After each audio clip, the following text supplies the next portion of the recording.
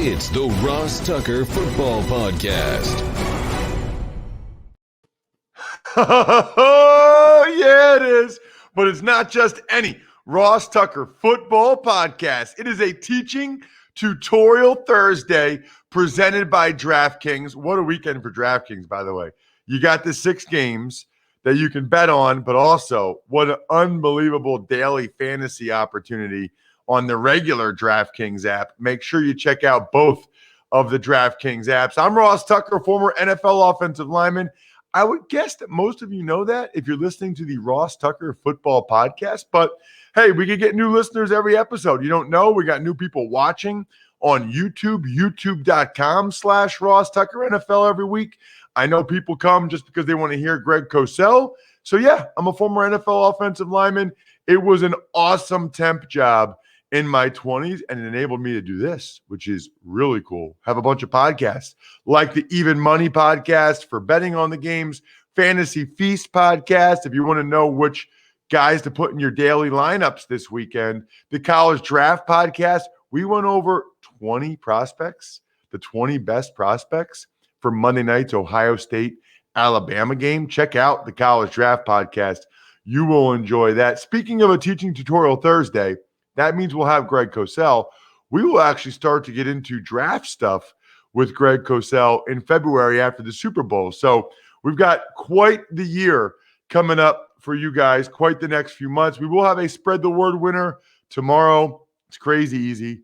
Just engage with at Ross Tucker NFL or at Ross Tucker Pod in any way on any platform, Twitter, Instagram, Facebook, YouTube, whatever. It all counts. We'll have a sponsor confirmation email winner. So all you have to do for this one, maybe even just listen to the True Underdog podcast. Prove it you did. It's a pretty easy sponsor confirmation email winner. And then we'll have a YouTube shout out, which I love so much because it's pretty easy for me to do. Just do a quick 30-second shout out on my phone, post it to YouTube, and you guys are happy about it because you give it to whoever you like. So youtube.com/Ross Tucker NFL. Love when we get new patrons. Patreon.com/RT Media. That's how you can get all of our even money bets, all of our press box food rankings, all of my Friday picks, etc. It's Big Show time. The Big Show. All right, so most weeks I text Greg Cosell and say, hey, Greg, I want to ask you about this and this and that. Is there anything else I should ask you about? Yeah, we watched a lot of this guy. I'd like to comment on. No text needed, Greg. This was a no text needed week because you and I both know what time it is. It's the most wonderful time of the year. It's the NFL playoffs. And I believe that usually means, Greg, do you have shows on both Saturday and Sunday? I don't want to speak out of turn. No, the way it works, and I don't control this, is we just have 3 shows Saturday because we do all this year 6 games, Ross, 6 games in one show, and there's 3 airings on Saturday morning. So that's the way it works. Got it. Well, that's important to know. Yeah. So that means if you're more interested in the Sunday games, DVR it, and you can watch it Sunday or whatever. You can watch it Saturday, but make sure you either watch it live or DVR it. Let's start, Greg, with the game I'm going to be calling. I think it's one of the 2 best games, frankly. I agree. Of the weekend. It's the Colts and the Bills.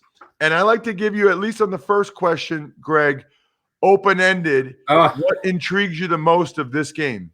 Well, the only way we can talk about these games is to assume that the teams and the players will play the way they've been playing. We know that sometimes that does not happen, Ross, in the playoffs, but we can't predict that. That becomes speculative. So to me, obviously, the big side of the ball becomes the Bills O versus the Colts D. And the Bills O is playing at a really high level. They're clearly a pass-first offense. They spread it out. Now that John Brown is back, they'll likely play with 4 wide at times, which would make sense in this game because the Colts are a nickel sub defense. They rarely ever play dime, which means, obviously, they're only going to be playing with 3 corners. And if that's the case, and by the way, they could change. We never know in the playoffs. Things change. But if they do what they've been doing all year, they will be playing with 3 corners, and they will need to match up at times to 4 wide receivers, which pretty much tells you that they'll be in some form of zone coverage, and the Bills will know that. So I think that is a fascinating matchup to me. So I'm curious on a couple things here, Greg. Just studying for this game, I kind of feel like the Colts have a decent formula, the way they play, to win this game, in the sense that they play a lot of zone, a lot of too high. Yep. So they probably shouldn't, the Bills shouldn't be able to get any explosive plays or many explosive plays. So they have a chance to make the Bills have to kind of drive the ball down the field. Maybe there's a penalty, maybe there's a mistake, whatever, Right. rather than some of these big chunk plays the Bills have been getting. And then conversely, right now, lately, they've just been feeding Jonathan Taylor. And I think with their interior O-line, I think they try to just continue to pound Taylor, sort of play keep away a little bit from the Bills offense. I think, look, I'm not saying they're going to win the game. I'm just saying what the Colts have been doing recently seems to me to match up decently going against, because I feel like the Bills' strength is probably their secondary, not their interior D-line. So Yeah. it almost matches up well for the Colts. 2 points in response to what you said. Number one, I think one area that Josh Allen has dramatically improved this year is his patience. He is more than willing to throw the 8-yard ball, which I think was an area that he definitely needed to improve, and he has. So that speaks to the idea that, hey, he's not just going to push it down the field, that he will be willing to take the sustaining throws when they're there. And number two is Jonathan Taylor. Now, clearly, over the last month, maybe 6 games, Taylor's averaging close to 20 carries per game, and they've been relying on him much, much more. And you're right. Their offensive line has not quite been as good this year as in the last year or two, but it is a good O-line. It's the same group.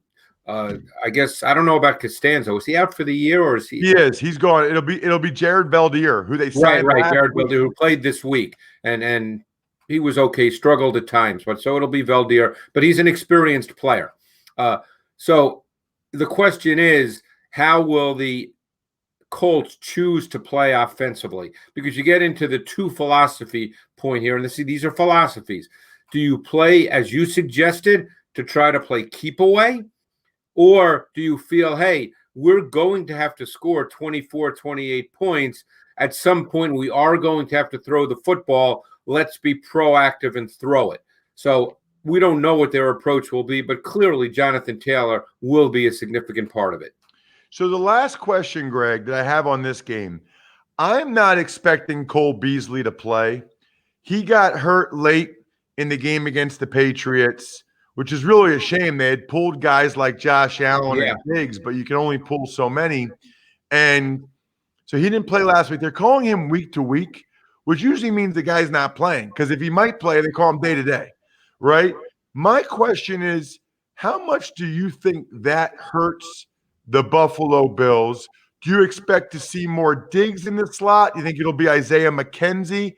And how much of a negative is that if they have to grind out first downs, throwing the ball underneath, how much does it hurt to not have Beasley? Yeah, I think that's a big factor, because I think Beasley is that guy that I spoke about, the sustaining receiver. And clearly, I think that Josh Allen feels very comfortable making those underneath throws to Cole Beasley. Now, whether he plays or not, I guess we will find out. Obviously, we're speaking on Thursday. The game is that's a Saturday game, right? Saturday, 1 p.m. Yeah, going right. That's the first game on the slate.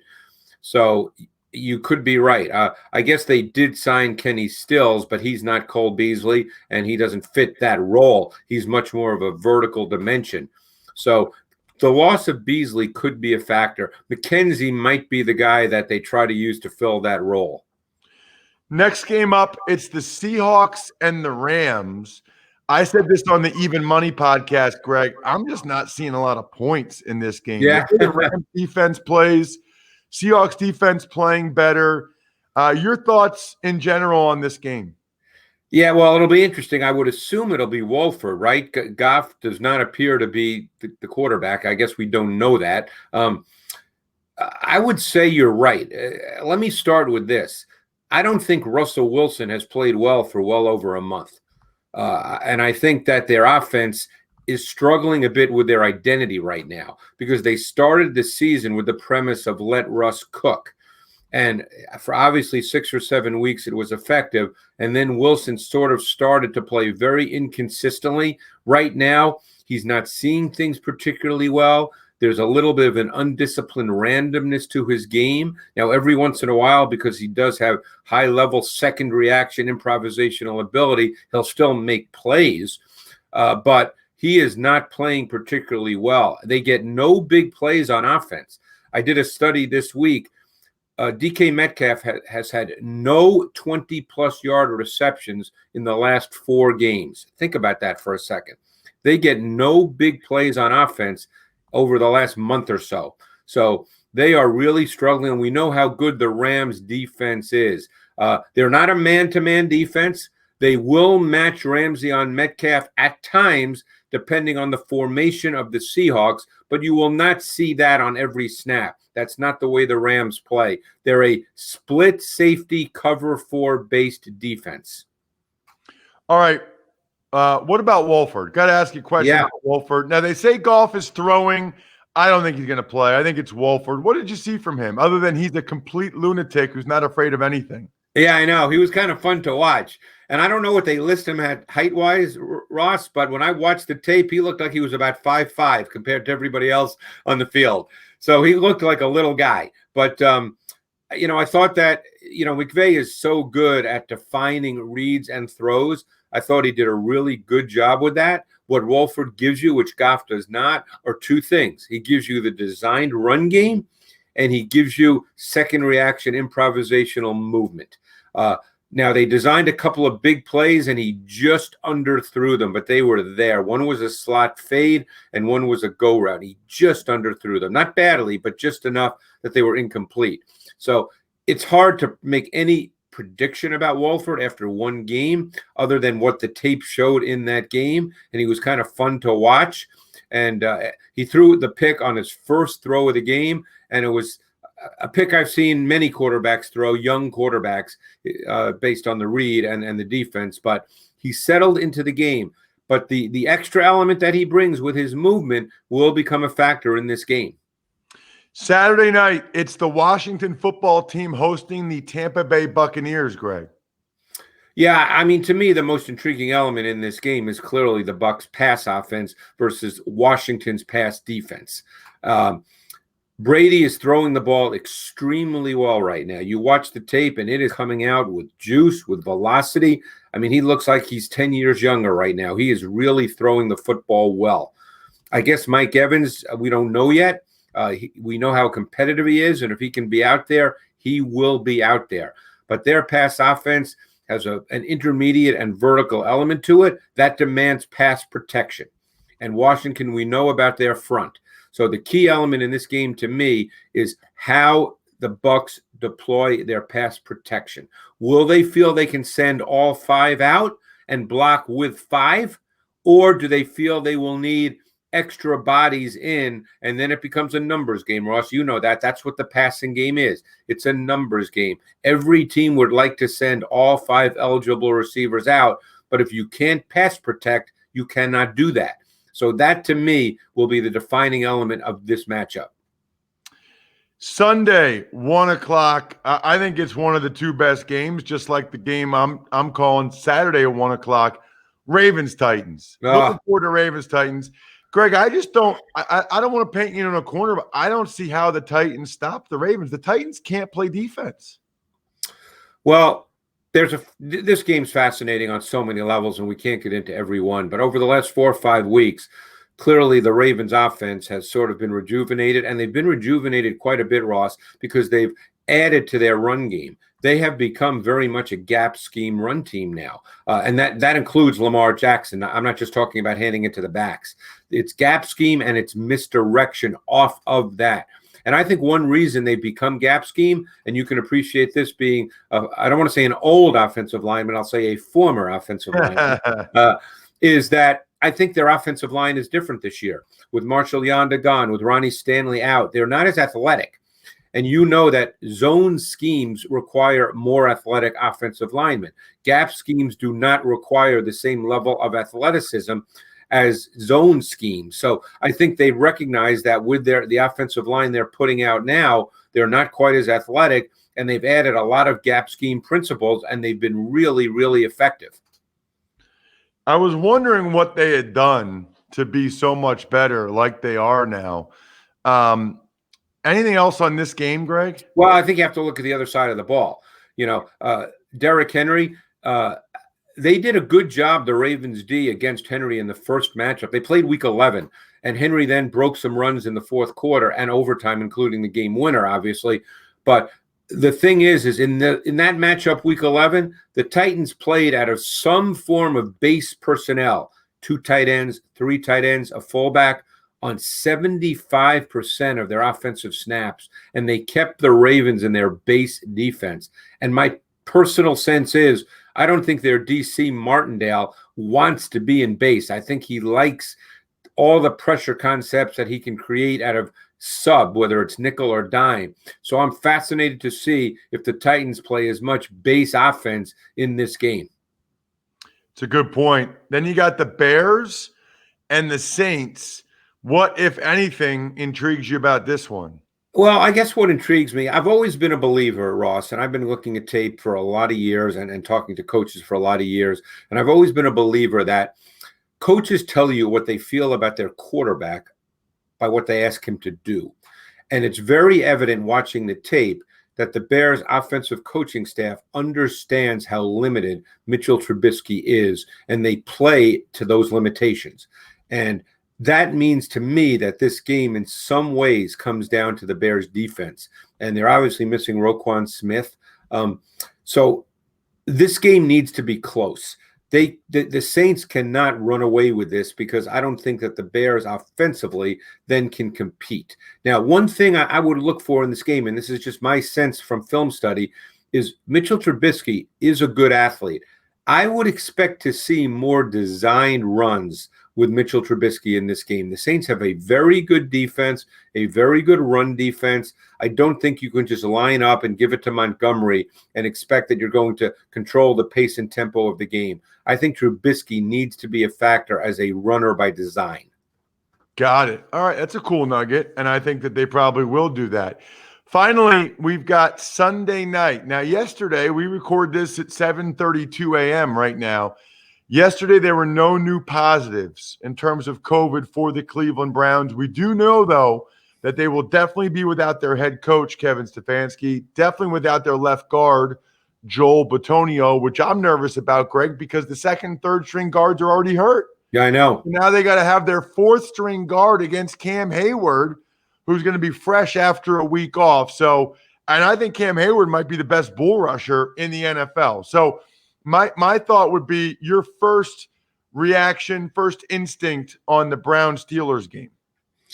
Well, to me, and again, all you can do is based on this season. To me, the Browns offense, for the most part, can function one way. Now, Baker Mayfield has had a couple of games where he's been really good, and he is a good thrower. So can he make throws? Absolutely. But I think for the most part, they're a team built on the run game and the pass game that works off of that with play action and play action boot.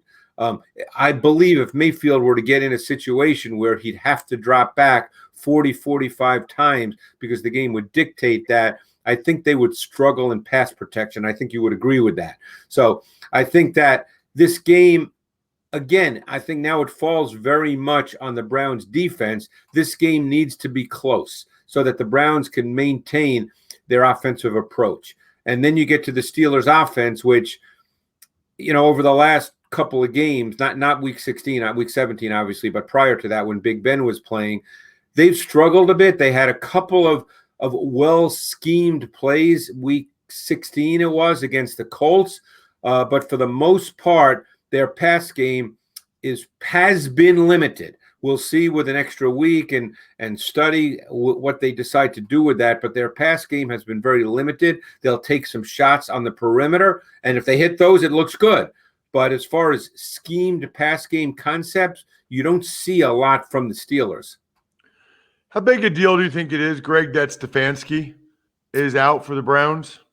Yeah, that's a hard question to answer because you just don't know with Alex Van Pelt how he's going to approach it and specific play calls. Look, their philosophy is their philosophy. That's not going to change. But then you get into the specific play calls in given situations, and it's impossible to know, Ross. It's just one of those things. But the philosophy, the overall philosophy will not change. Yeah, Alex and I were teammates in Buffalo in 2003. I think he's called plays at some other point in his NFL coaching career. I can't remember where or when, but I feel like he has before. So yeah, no, he's not. This is not his first rodeo.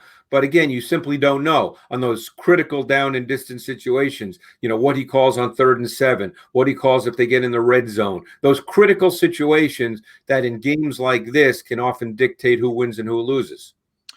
Make sure you check him out on Twitter at Greg Cosell. He doesn't tweet a lot, but he retweets the things he's doing so that you can see and watch him or listen everywhere he is. We know he's here every Thursday on the Ross Tucker Football Podcast. I have like 15 notes when I post it to Twitter. I don't even know. There's not enough characters for me to write down all the interesting things Greg said, but I'll do my best. Thank you, Greg. Thanks, Ross. Appreciate it.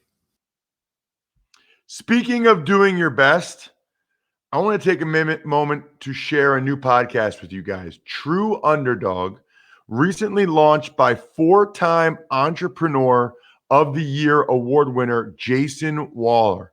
It's real, it's raw, it's motivational. If you're looking for inspiring stories and killer entrepreneurship advice, head over and subscribe to the True Underdog podcast. This guy, Jason Waller, raised in a trailer park, suffered childhood abuse, kicked out of his high school, and became a dad in his teens. You can imagine how many times he heard no and you can't. Well, he started 3 companies from the ground up, and his latest venture, Power Home Solar, is on the path to becoming a billion-dollar enterprise. Head over to True Underdog Podcast to hear how Jason and his high-profile guests turn their lives around to achieve massive success. Subscribe to the True Underdog Podcast, the same place as you subscribe to this podcast: Apple, Spotify, YouTube, or your favorite podcast app. Tuck's Takes. Good morning. Biggest news since you and Andrew spoke yesterday, Ross. No new positive tests or close contacts in Cleveland with the Browns. Oh, man. Today's feels like a big day, Bri. Today and tomorrow feel like really big days.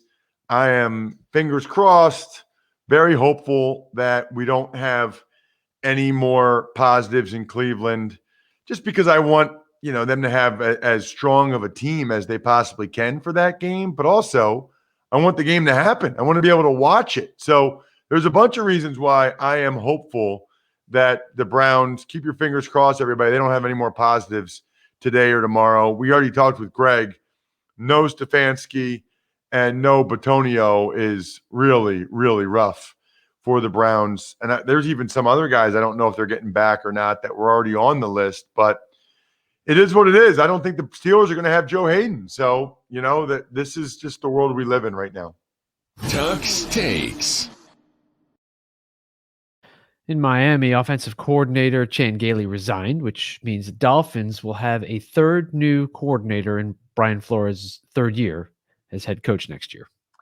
What's really interesting about that is most people believe that Chan Gailey's system is perfect for Tua.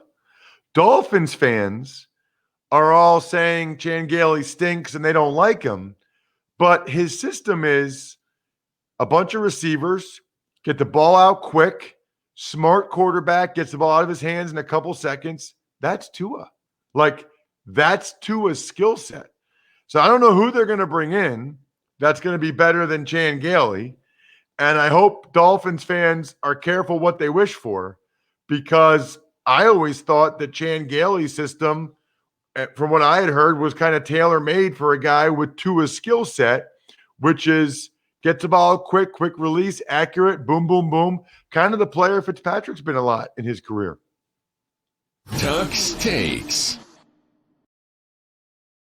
Some future pros in the news. Alabama wide receiver Devonta Smith won the Heisman, and Clemson quarterback Trevor Lawrence is heading to the NFL, both as expected.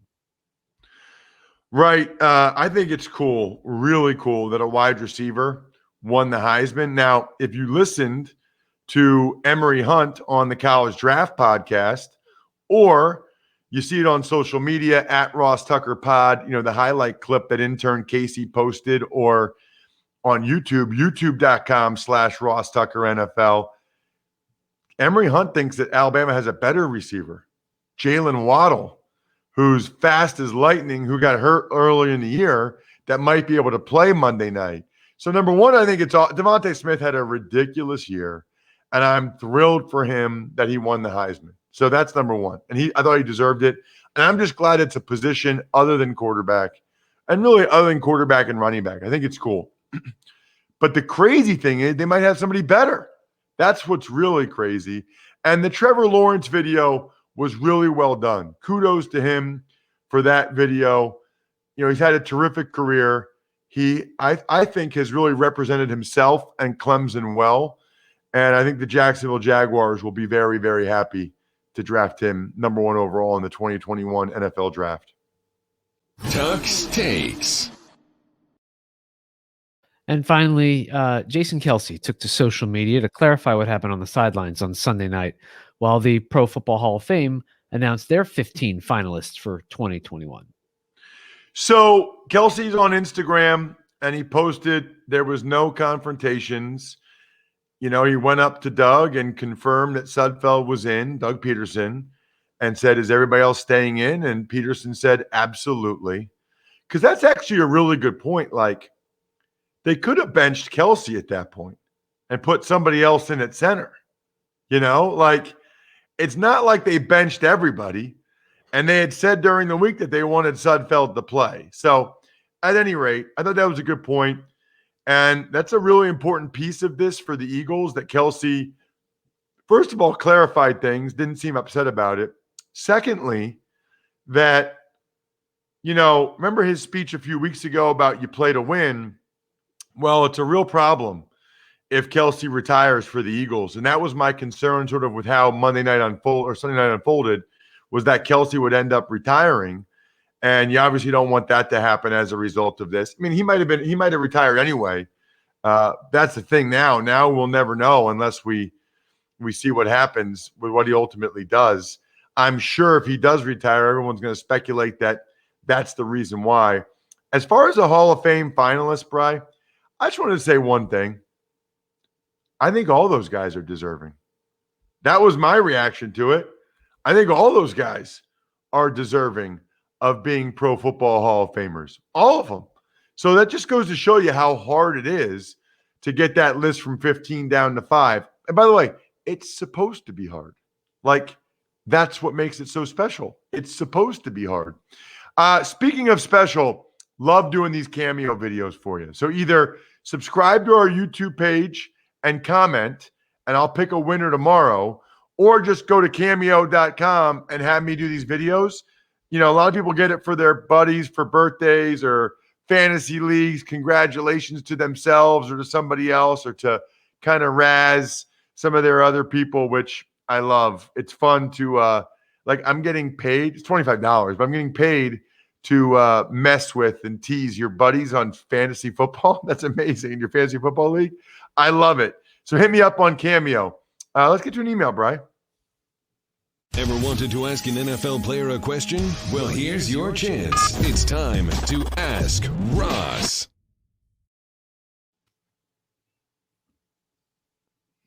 Email address, ross@rosstucker.com. If you ever take advantage of any of our sponsors, or you just rate and review the show and take a screenshot on your phone when you do it, that counts as a sponsor confirmation email. Send it to me, ross@rosstucker.com. And if you ask a question, I guarantee I read and respond to it. We're probably going to get to a bunch on Tuesday, which is exciting. And not only that, you might win one of these cool press passes I still have, or a bunch of different things. You could win a signed picture, signed card. I love giving you guys stuff just for supporting the show. What do you got, Brian? Hi, Ross. Thanks for all the great football knowledge and information that you share with us. I love the analysis from Greg, power rankings, and of course, the press box food reviews. My question, it's obvious that some franchises are better run than others. As a visiting team, was there a team that you always looked forward to more than most for the game day experience at the stadium? That is from David Ramfo. And David's clearly talking about an away game. And David, I would say there's a couple that stood out negatively because the locker room was so bad. Buffalo's away locker room was really bad. Trying to think, Oakland's away locker room was really bad. It was just an uncomfortable experience, which, by the way, they don't need to make things comfortable for the away team, but you're just like, oh, gosh, that place is awful. Conversely, in terms of the one you look forward to, it was the same one I look forward to now as an announcer, Lambeau, Green Bay, because we played there my first 2 years. I don't know how that happened, that I was a member of the Washington Redskins at the time, and we played at Lambeau my first 2 years. Both years, when you come out after the game, there was a lady. I don't know if she's still there, but there was a lady there that would give the players brats, the away team players brats. I remember the second year we were getting our butt kicked, and one of the vets was like, somebody said on the sideline, man, I'm ready for that brat. I can't wait for that brat. So I don't know if she's still there. This was 20 years ago now, 2001, 2002. Gosh, that makes me feel old and sound old.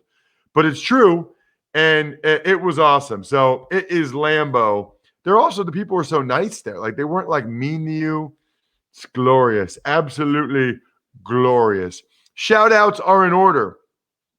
Pizza Boy Brewing, Sporticulture, SteakhouseSports.com, Vision Comics with an X. All the other podcasts from this week have posted and are available. Tomorrow, I'll make my picks for all 6 games. We'll get to another email question or two, which is great. January is a great month for getting your email questions, so please keep them coming. Ross at RossTucker.com. I think we're done here. Thanks for listening to the Ross Tucker Football Podcast. Make sure to also subscribe to the Fantasy Feast, Even Money, Business of Sports, and College Draft. All available at Apple Podcasts, RossTucker.com, or wherever podcasts can be found.